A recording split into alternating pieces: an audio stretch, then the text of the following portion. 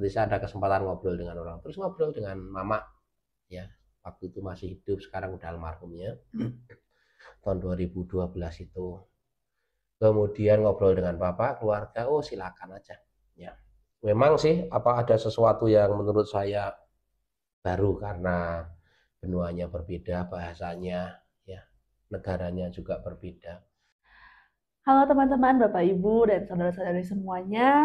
Balik lagi bersama saya Raras dan saya hari ini kedatangan tamu istimewa spesial luar biasa. Mungkin wajahnya pasti udah familiar ya, tiap minggu kita ketemu, tapi di sini kita mau kenalan lebih jauh, boleh ya?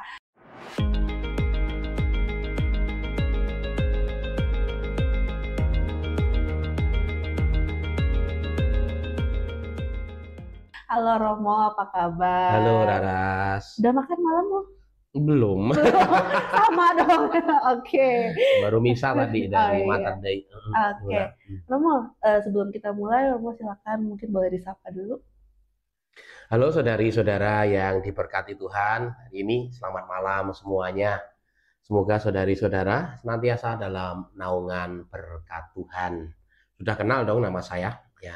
Nama saya Albertus, nama baptisnya Ferry Asmara Jati. Ya, saya masuk di kongregasi MSF, Misionaris Keluarga Kudus. Apalagi sih perkenalannya? Mungkin boleh Romo di-share mungkin lahir di mana, besar di Oke, mana, pendidikan di mana gitu. ya. Saya lahir di Kabupaten Magelang. Kalau di KTP kan tulisannya lahir di mana, enggak mungkin nyebut nama kampung kita kan. Lahir di Kabupaten Magelang. Saya dari daerah yang namanya Paroki Santa Maria Lourdes Sumber. Kalau masih bingung, di sekitaran Muntilan, Jawa Tengah. Saya berasal dari sana, ya lahir dan tumbuh di sana sampai kurang lebih 15 tahun. Setelah itu saya masuk seminari menengah Mertoyudan. Itu sih, ya kemudian perkenalan yang lain apa sih ya? Oke, nggak apa-apa Romo, kita ngobrol aja boleh. Ya, Kan sebelum seperti kita tahu ya, kita udah sering dengar gitu ya, Romo sebelum bertugas di Paroki Rawamangun ini sempat ditugaskan di Chile ya, Romo. Waktu itu dari sejak ditahbiskan kemudian dapat tugas di Chile itu berapa berapa lama? setelah ditabiskan 2010, saya bertugas di Skolastikat kurang lebih 1 tahun. Kemudian kurang lebih 1 tahun ditugaskan di Keuskupan Tanjung Selor di Paroki Juata Permai, Pulau Tarakan, ya sekarang Kalimantan Utara. Itu juga kurang lebih hampir setahun. Habis itu tahun 2012 bulan September, ya tanggal 13 kayaknya. Wah, Saya berangkat ke Chili, Amerika Selatan. oke. Wah, itu berarti itu baru tiga tahun Dua ya? tahunan. 2 tahun ya, Mo ya? Wah, itu gimana, Mo? Kan ketika ditahbiskan mungkin dari keluarga, dari Romo sendiri mungkin punya ekspektasi bakal bertugas di Indonesia atau mungkin di kota gitu ya. Tapi terus ternyata dari ditugaskan di Chile itu gimana perasaannya waktu itu?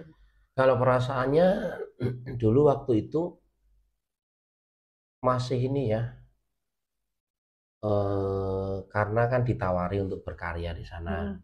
Tawaran berkarya di sana, kemudian saya akan dibicarakan dengan keluarga juga. Jadi waktu itu Romo Provinsial, Romo Purnomo yang sekarang ini jadi Romo Jenderal di Roma, bertanya, Romo ini Dewan Provinsi meminta kepada Romo untuk berkarya di Chili. Gimana? Terus saya bertanya, saya menjawabnya apakah harus sekarang atau ada tenggang waktu untuk menjawab. Ada kapan Romo sampai pertemuan berikutnya sebulan lagi? Oh iya. Nanti saya ada kesempatan ngobrol dengan orang. Terus ngobrol dengan mama, ya waktu itu masih hidup, sekarang udah almarhumnya. Tahun 2012 itu. Kemudian ngobrol dengan bapak, keluarga, oh silakan aja. Ya, memang sih apa ada sesuatu yang menurut saya baru karena benuanya berbeda, bahasanya, ya negaranya juga berbeda. Tapi menurut saya pengalaman berpindah dari satu tempat tugas yang ini bukan sesuatu yang baru. Karena apa? Saya meninggalkan rumah sejak usia 15 tahun. Ya, terbiasa di seminari, tidak selalu pulang. Kadang setahun sekali, kadang 2 kali. Ya, jadi jauh dari rumah, jauh dari orang tua itu sudah pengalaman sejak remaja usia 15 tahun. Kan habis itu ketika pendidikan kan di ini Seminari Menengah Mertoyudan 4 tahun, kemudian pindah saya mendaftar ke MSF di Salatiga. Novisiat Salatiga kan lumayan ya, beda kota, dan dikunjungi berapa kali, 2 kali aja selama setahun. Setelah itu di Jogja, lama di Jogjanya. Dan setelah itu dari Jogja kan tugas di Kalimantan pernah. Dulu waktu frater juga pernah tahun orientasi pastoral di Koskupan Tanjung Sewur juga kurang lebih setahun. Jadi untuk kesan yang pertama, tugas di tempat yang jauh atau berbeda itu bukan sesuatu yang baru bagi saya. Ya memang sih kalau dipikir, loh ini kan beda. Hal pertama yang harus dilakukan ya belajar bahasa semuanya. Iya. Semuanya. Oke. Ya. Di Chili itu kan pasti pertama bahasanya beda, terus budayanya juga pasti beda ya, Mo. Waktu itu kira-kira butuh berapa lama untuk waktu itu Romo berorientasi, terus kemudian bisa jadi mingle dengan umatnya, mengerti, paham dengan kebutuhan umat di situ gitu. Kalau budaya ininya, bahasanya, kalau bahasanya cukup butuh waktu ya, saya harus kursus lagi, kemudian ya kurang lebih, tapi sebenarnya saya nekat waktu itu karena begitu datang, belum ada seminggu sudah misa harian di rumah. Misa harian di rumah, yang membaca mungkin orang tidak begitu paham ya, kayak orang bule suruh kita ngomong bahasa Jawa ya tidak jelas ya, kelanwun, dingapunten kayak gitu kan mereka susah seperti kita. Apa pronunciation-nya kan kadang susah. Jadi belajar Spanish ya, Spanish itu kemudian 40 hari saya udah misa hari Minggu, tapi tidak khotbah, cuma baca misa aja. Yang penting ya mereka ngerti apa enggak, yang penting yang punya kebutuhan saya belajar, ada tempatnya belajar ya. Terus ditanya pula, habis itu malah yang lucu tuh ada anaknya kecil, siapa tuh itu, adiknya Makarena, aku lupa namanya, kecil. Ada yang komentar, anak kecil tuh tanya bapaknya, Pak, kenapa? Itu Romonya kok ngomongnya seperti robot. Ya saya mau ketawa gimana anaknya itu Romonya kok ngomongnya kok seperti robot ya, karena awalnya. Tapi kurang lebih setahun tuh saya udah mulai membiasakan diri khotbah tanpa teks. Kalau biasanya kan ditulis dulu. Wah, nekat dulu lah. Oh ya, mau mudah itu nanti saya mau ngomong 1 menit 2 menit tidak apa-apa, tapi tanpa teks ya, tanpa referensi apapun. Udah bisa berangkat ya. Kemudian ketika khotbah, saya pikir cuma 2 menit, ternyata saya ngomongnya 5 menit. Ya, lumayan. Terus membiasakan itu harus berani. Jadi semua itu harus membiasakan diri dan berani. Itu untuk bahasa ya. Kalau untuk budaya memang berbeda ya. Kalau untuk budaya memang berbeda, di sana orangnya tuh cenderung akrab, orangnya dekat.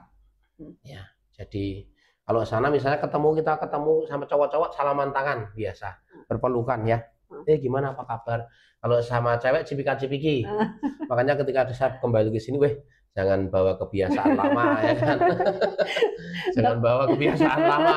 Nanti saya dihujat banyak orang. Sana biasa ya. Ya. Jadi kalau di sana yang budaya keakraban, cowok dengan cowok berpelukan biasa. Kalau cowok dengan cewek ya cium pipi kiri kanan biasanya, ya bukan kanan kiri, kanan aja saling berpelukan. Kalau cewek dengan cewek pipi kemudian pelukan, itu umum ya di sana. Bagi saya kaget kan, tidak terbiasa, kita kan orang-orang sini kan tidak biasa dengan mereka mengatakan bahasa kulit itu ya menyentuh ya. Itu kita tidak biasa, jadi rasanya kayak canggung diajak salaman ya, canggung awal-awalnya. Ya kemudian untuk budaya-budaya yang lain mengikuti sih untuk prosesnya. Kita mengikuti, mendengarkan mereka, kemudian ya belajar bahasa dulu. Yang penting kalau kita ngerti omongannya, bahasanya kan baru menangkap budayanya, gitu ya. Cara berpikirnya, cara merasakannya itu sih. Kalau makanan gimana? Makanan cocok. Mau tidak mau ya sesuatu yang baru ya. Misalnya kita pindah ke daerah Papua misalnya, makanan tradisional kan beda. Ya butuh adaptasi. Awalnya memang gini, awalnya itu memang kayak apa ya, ada kerinduan makanan Indonesia. Ya tahun-tahun pertama, wah kita buat pecel, beli kacang di mana juga belum tahu dulu. Tapi lama-lama tahu belinya di pasar pasar induk bahasanya ya, pasar induk. Terus pengen masak rendang atau apa, bumbunya kan enggak ada juga. Masak babi kecap. Babi kecap yang penting bawang, jahe sama ini apa namanya? Sama kecapnya. Yang penting rasa kecap-kecapnya pun susah, harus cari di toko Asia. Dan adanya kecapnya pun berbeda dengan kecap kita yang di sini. Kalau makanan dulu itu, karena makanan mereka kalau pagi itu sarapannya roti biasalah. Mereka sore makan roti jam 5. Habis jam 5 itu enggak makan apa-apa lagi. Kayak tea time gitu tapi untuk makan malam. Iya, mereka kebiasaan itu. Chili agak berbeda dengan orang-orang Brasil, orang Peru dan Bolivia. Kalau mereka menyebutnya itu senar itu makan malam. Orang Argentina, orang Brasil, orang Bolivia, orang Peru itu ada namanya makan malam. Orang Bolivia, orang Peru itu pangkat pagi makan kayak berat seperti kita ada. Jadi cuma di Chili sendiri yang cukup berbeda. Jadi mereka cuma beli roti sama apa namanya selai kayak selai buah. Kalau enggak selai buah ya sama keju ya dengan mentega, ada irisan apa namanya daging asap atau apa tambah situ kayak sandwich gitu loh. Tapi bukan burger, sandwich. Itu makan tuh kalau pagi sama kopi atau teh tergantung atau susu. Siang makanan berat ya. Makanan berat mereka variatif sih, ada makanan tradisional ya kurang lebih tradisional, ada makanan Eropa yang bahan dasarnya kentang, nasi, ada juga mereka belum mulai makan nasi ya. Itu kalau sore ya roti seperti sarapan pagi. Terus kalau misalnya lapar berarti masak sendiri gitu malam. Kalau lapar sementara di sana saya enggak ini mencoba untuk makan roti jam 5 sore. Enggak bisa. Mulai membiasakan diri apalagi kalau musim dingin udah perutnya baru tawannya dingin, perutnya lapar kayak menderita sendiri gitu loh. Karena terbiasa makan malam kan. Kalau di Indonesia mah kalau dingin malam masak Indomie ya, makan mie ya kan, mie instan gitu. Itu sana ya mau tidak mau masak, membiasakan diri masak. Jadi kalau misalnya misal sore jam 7 terus masak. Gitu sih. Berapa waktu itu di Chile itu berapa tahun? 12 tahun. Udah lulus SD ya, Mo? Udah lulus SD. Kalau 12 tahun itu, setelah 12 tahun terus kemudian dapat tugas balik lagi ke Indonesia, ke Jakarta gitu ya. Di paroki sini itu gimana waktu itu, Mo? Apakah wah ini yang ditunggu-tunggu atau gimana? Sebetulnya salah satu alasan pulang ke Indonesia memang kontraknya udah habis. Kontraknya kan dulu kan 5 tahun, diperbarui 5 tahun kan 10 tahun. Karena pandemi kesulitan, terus teman saya itu meninggal ya di sana, saya harus menggantikan, harus urusan kenegaraan, urusan apa banyak sipil ya, dan sipil urusan keuskupan, urusan bank. Ya harus ini beberapa harus diurusi lagi. Dan baru 12 tahun. Memang pertama memang kontraknya sudah habis. Ya, yang kedua ya bisa sih diperpanjang lagi di sana menemani, tapi pulanglah karena ibu saya kan meninggal. Ya. Saya pulang 2024 ya. Ibu saya meninggal 2022. Jadi pulanglah setidaknya dekat dengan bapak ya. Bapak. Kalau apa-apa dekat lebih tenang gitu. Oke. Terus pasti perlu adaptasi lagi ya, Mo ya? Iya. Gitu gimana? Apa bedanya jauhkah atau gimana? Beda yang pertama panas. Ya, secara umum panas. Panas kerasa itu begitu keluar dari bandara langsung ngap. Langsung keringetan semua yang mungkin tidak terbiasa ya. Karena saya pulang itu adalah di akhir musim gugur, jadi waktu itu. Di Chile-nya dingin, di sininya panas. Panas, ya kan, panas. Itu kemudian panas ya, berbeda ya, kita kan tropis ya. Panas. Lalu yang kedua, kalau di Jakarta sendiri macet, ya beberapa teman macet harus. Di sana ya jarang sekali sih macet. Ada tapi ya jarang sekali. Ya. Tidak ada yang macet sampai 1,5 jam, 2 jam itu tidak ada. Ya. Paling terhambat 1/4 jam gitu. Itu macet. Kemudian umatnya lebih banyak di sini, semangat ya. Sana kan lebih sekular, milih mau ke gereja apa enggak bebas. Ya. Tapi abis itu setelah waktu itu Romo dari 2024 terus kemudian baru pindah terus nggak lama jadi Romo kepala di sini itu gimana? Apakah ada butuh tugasnya pasti lebih banyak ya Mo ya? Terus itu gimana? Apakah perasaan Romo gimana? Kalau saya pribadi, yang namanya tugas apapun sejauh kita itu punya hati bisa ya kan, ya. Sejauh punya hati kita bisa. Tapi misalnya orang yang dipersiapkan bagaimanapun ya, entah dipersiapkan kursus, pembekalan, kuliah apa, kalau enggak punya hati enggak ada artinya, ya kan? Enggak ada artinya siapapun ya. Kalau misalnya kita dalam tugas pastoral siapapun, wah ini lebih hebat. Tapi kalau enggak punya hati ya enggak ada artinya. Makanya yang pertama bagi saya adalah saya punya hati untuk berkarya di sini ya. Berkarya di sini nanti beberapa hal kan kita belajar banyak hal yang baru. Karena saya dulu menghafalkan nama-nama singkatan-singkatan tuh di buku itu udah beberapa lembar ya, menghafal. Kemudian menghafal orang-orang baru, unit pelayanan, hierarki pelayanan di sini. Kemudian jam-jam pelayanan yang baru, misalnya bagi saya aneh misa jam 5.45 atau misa di susteran 5.15 tuh waduh misanya karena di sana tuh paling pagi itu misa jam berapa coba? Jam 8:30 paling pagi jam 10 malam pagi nggak ada misa jam itu, makanya ada sesuatu baru. Itu sih beberapa hal tapi saya. Oh, sana sarapan dulu ya Mo ya. Karena sarapan tenang dulu kan, tenang dulu baru bekerja sini. Mungkin belok sedikit Romo. Ya. Kalau saya lihat di Instagram itu kan Romo banyak banget ngepost foto-foto itu, kalau setelah foto-foto di Roma, foto-foto di Itali gitu ya, itu kan ada foto-foto Romo naik gunung ya Mo. Sekarang masih suka naik gunung Mo?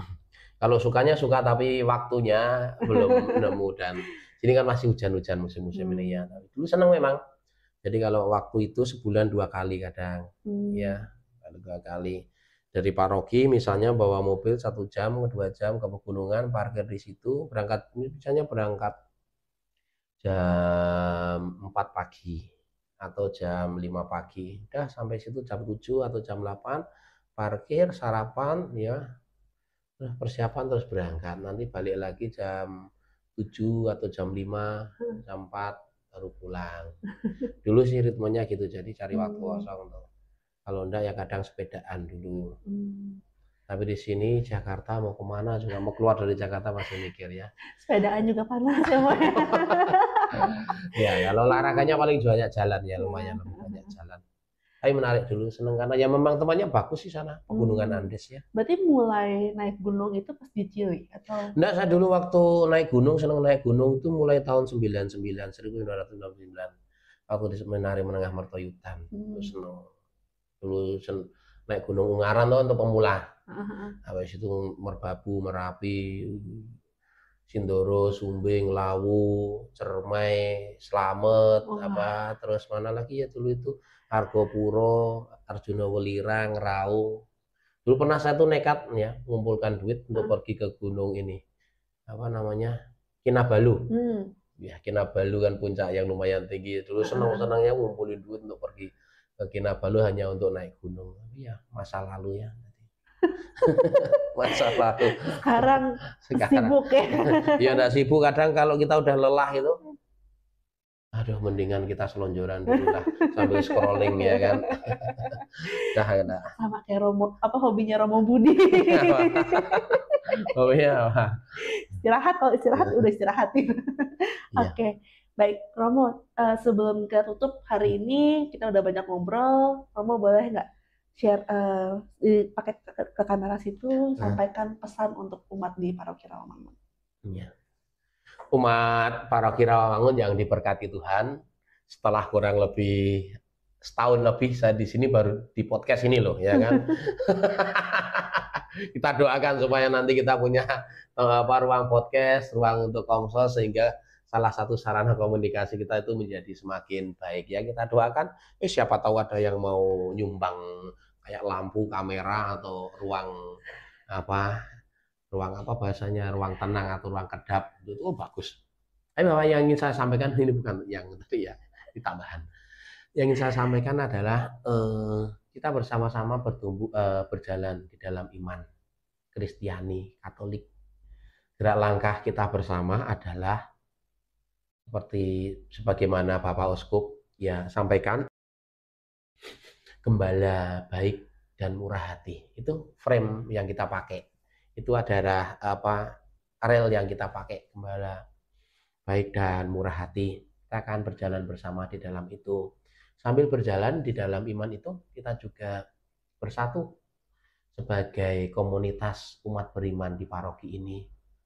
Kesatuan itu banyak hal, kesatuan pemikiran, perasaan, kesatuan hati, kesatuan pembicaraan, ya, pembicaraan yang baik, kesatuan semangat, ya, kesatuan ini gerak langkah, dan juga kesatuan di dalam pelayanan. Menurut saya kalau kita sama-sama mempunyai roh yang sama, kita lebih mudah untuk berjalan bersama. Tapi kalau kita memiliki roh-roh yang berbeda, yang di luar Roh Kudus, kesulitan lebih mudah datang kepada kita. Oleh karena itu, saya mengajak ya saya sendiri dan Anda semuanya adalah marilah kita memiliki roh yang sama. Roh Kudus yang membimbing kita untuk melayani ya dengan baik dan murah hati. Oke, baik. Demikian untuk kita episode kali ini. Terima kasih banyak saya Raras dan Mama Ferry, Ibu Undur diri. Sampai jumpa di episode berikutnya. Dadah.